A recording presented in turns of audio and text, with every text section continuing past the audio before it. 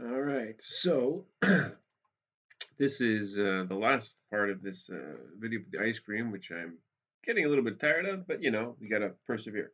So, the last one I modeled the ball of ice cream, and I put some texture in it to make this broken up stuff, and then I just did a shader for it. So I'm gonna show you. This is what the shader looks like,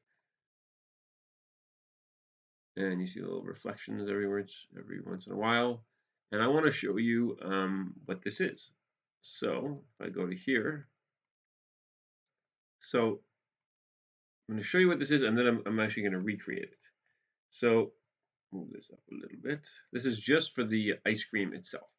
So I already had. I'll show you without all of this. It looks like this.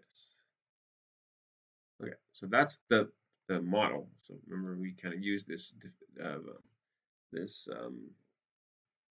displacement, two displacement nodes, in fact, three displacement nodes, to make the lines over here with one map, and then big breakups with another map, and small ones with another map. So it made like all these layers of texture. So without any shader at all, just white, this is what it looks like. And with the actual ice cream shader that I made, it looks like that. And the bump's a little bit too strong. So I'm gonna just turn it down. Maybe like something like that. So obviously it looks a lot better. I think it looks better with the shader. White, opaque. Uh, no, that's the wrong one. Sorry. We'll go back to this. White, opaque, and ice cream. Vanilla ice cream. And I can obviously I can change it. I can put little speckles on it if I want to. I can just completely make this, instead of making it vanilla, I can make, like a strawberry cone or something if I want to. Maybe perhaps if I wanted to make it a chocolate cone, I would maybe something like that. It's very shiny, but I'll just keep it as a vanilla cone, kind of a French vanilla cone. Okay, so yeah, because French vanilla has like little bits of black vanilla in it, and maybe not that much black. Okay, so something like that. So let's see what this is. So starting with the base color, I have a color ramp plugged into the base color. The color ramp has, in this case, two colors. As you can see here, this kind of chocolate color, or for the vanilla-y part, which gives those little dots. If I crank it up more, you see the dots more. And I have the base color, in this case, this kind of French vanilla color, the beige. Now this is connected to a noise texture.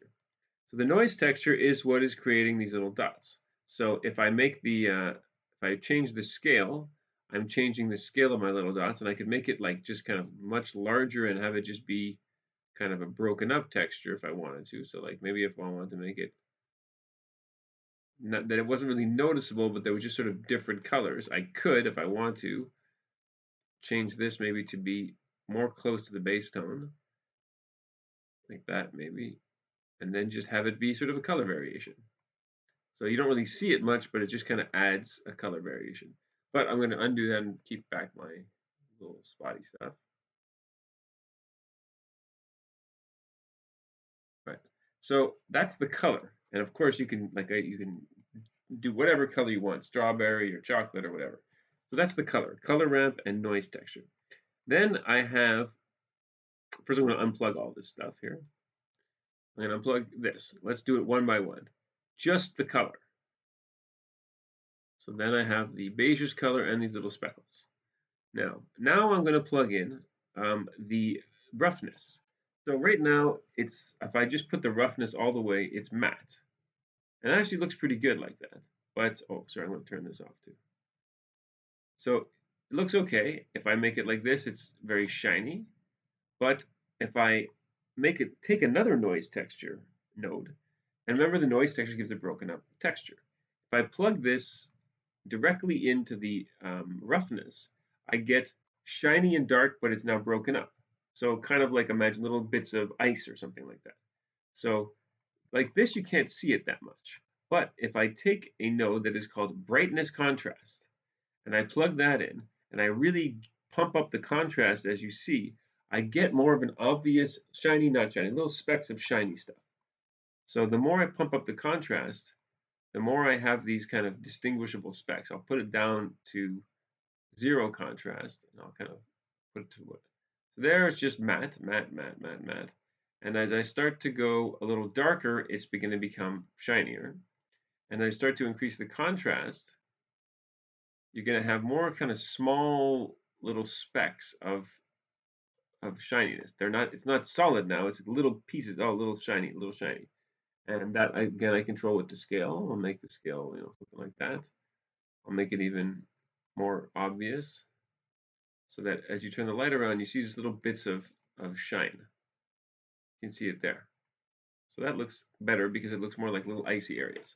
And now, finally, I'm going to add in the same exact noise texture. I just kept the same noise texture, and I made a bump map. And again, bump makes little bumps in the surface, depending on how and what you're plugging into the bump. In this case, the noise texture is plugged into the bump map. I take the bump map and I apply it into the normal node. And in a moment, you'll see I'll get an additional bumpy texture. So now this, depending on how strong I make it, now I just have the texture from the displacement maps. And if I make it really strong, I can have additional bumpy stuff. I can go nuts with that. I don't really want to make it that nice. I just want to give it a little bit more added detail. So that looks pretty good. Maybe I'll make my little bumps a bit more like that, my vanilla. So that's basically how it's set up. And if I go to my layout, you see that together it gives a pretty good vanilla, cone appearance. So that's the shader. What I think I might do just is take this color here and make it slightly paler so that you have more of a difference between the cone and the ice cream. And make it a little bit lighter. Okay, and actually I'll just take the cone here. I just went to the cone version. And I'm going to make the cone a little bit darker.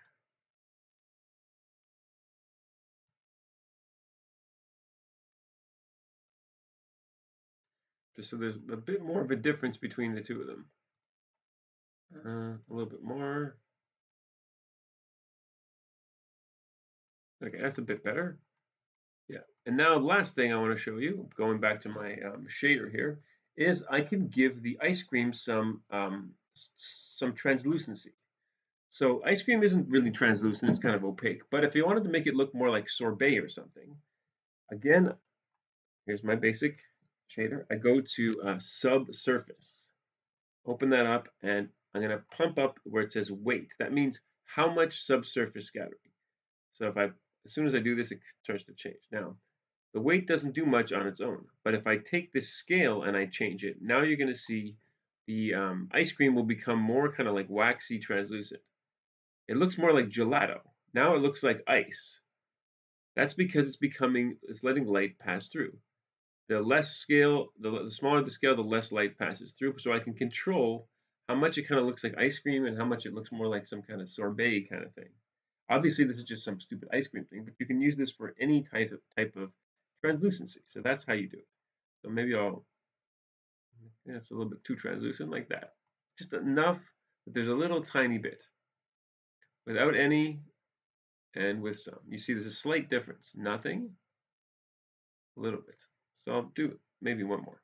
Okay, cool. So that's it. That's the shader for the ice cream here. Lots of interesting tricks. It's kind of fun. And that's the story.